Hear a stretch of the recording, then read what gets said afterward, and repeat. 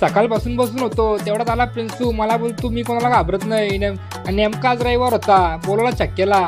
बाईची पाठून हातात ना लागला रडायला. न वाजलं होतं 2. बोलू जेवून येतो. घरी जाताना भेटला मला यश. न मधला पक्का चाप्टर आहे हो. सहज त्याच्या खिशात हात घातला तर मला बोलतो अरे माझे कांदे पकडशील ना.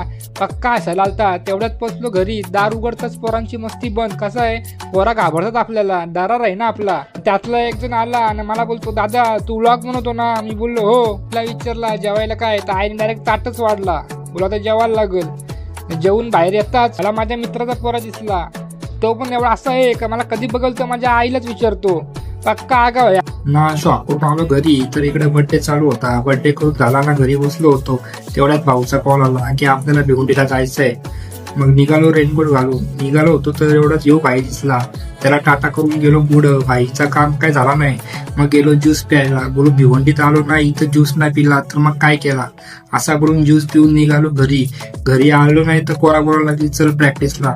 मग गेलो प्रॅक्टिसला तर यो भाई बघतो तू आज आला इथं 8 थर लावू. त्याला बघून मी काय रोबोट नाही. गेलो पुढं जाऊन बघतो तर यो बॅनर लावताय. पण पाऊस पडल्यामुळे पोरा प्रॅक्टिसला नाही आली. मग घरी येऊन झोपलो.